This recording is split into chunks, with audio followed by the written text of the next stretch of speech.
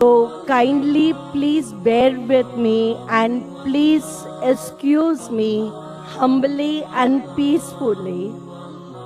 I have been born in a Jain society, living in a Hindu society, educated in a pure convent and married a Muslim. I have married as per the Indian Marriage Act, and I'm staunchly, eagerly waiting to accept Islam as my wholehearted religion. But please, my brothers and sisters, what you preached, what you said about Islam, I'm very thankful to you for enlightening me.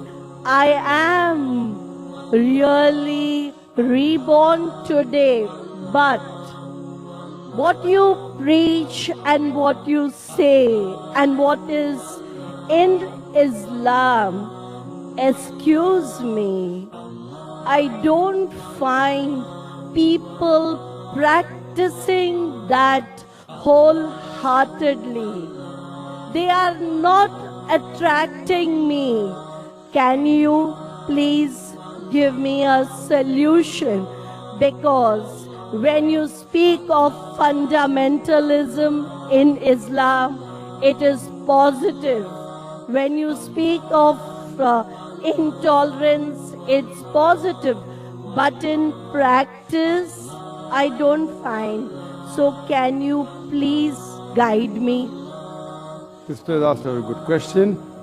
First of all, I'd like to congratulate her and I welcome her. And as she says, she is reborn. The right word in Islam is revert. Well, according to our beloved Prophet Muhammad Sallallahu Alaihi Wasallam, every child is born in Din al-Fitr, is born as a Muslim. Muslim means a person who submits his will to Almighty God. Every human being, initially, when he's born, he submits his will to Almighty God.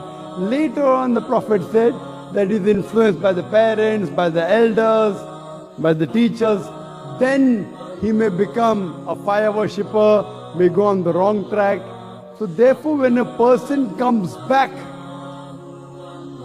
to the original faith, to Din al-Fitr, the right word is not convert, not reborn, it is revert.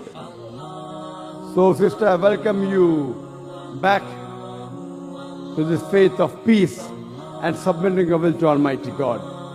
As far as question is concerned, that you have heard the lectures and you agree with the points, you have read about Islam, but your one objection is that Muslims, or most of the Muslims according to you, they are not following the teachings. What is the solution? Sister, I do agree with you. I do agree with you that many don't follow, but according to statistics, the religion which is the maximum followed, I'm not talking in numbers. If you count the heads, those who profess a religion, number one would be Christianity, somewhere close to 2 billion. Islam, 1.3 billion to 1.4 billion. But the percentage which practices and follows the religion, maximum is Islam, number one. Maximum. But yet, I do agree with you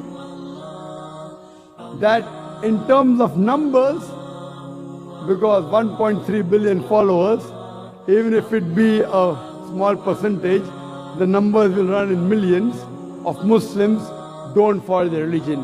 Therefore, sister, to understand Islam, don't look at Muslims, please. And I always say, to understand a religion, don't look at the followers of the religion, but look at the authentic sources.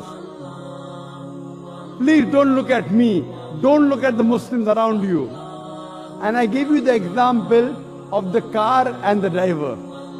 If you want to know how good the car is, and if a person who does not know how to drive sits behind the steering wheel and he has an accident, he bangs up the car, who will you blame, the car or the driver? You'll blame the driver. So please don't understand Islam by looking at the Muslims. That's the reason we are giving this lecture for both Muslims and non-Muslims alike. Those Muslims who have shortcomings, we are trying to get them closer to the truth. Because they may be namesake Muslims, we are trying to make them practicing Muslims. At the same time, we are delivering the message of Islam to the non-Muslims also, so that you understand this religion. And though you were born in a Jain family and you had non-Muslim around you, you're married to a Muslim, but today, maybe after hearing the lecture and after learning about Islam, you have come back to the faith. And as you said that previously, maybe only for the sake of name, you may have adopted the surname Ansari, but today you have come back to this true faith.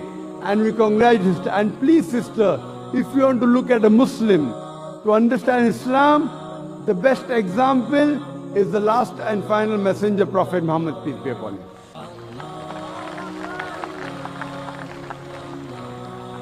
This book, the Qur'an, and the sayings of the Prophet have the solution for the problems of humanity. Don't look at the Muslims. Some Muslims may be close to Islam, some may be far away from Islam. So look at the main source, understand it, follow it. Inshallah, you'll get peace in this world as well as the hereafter. Inshallah. Thank you very much.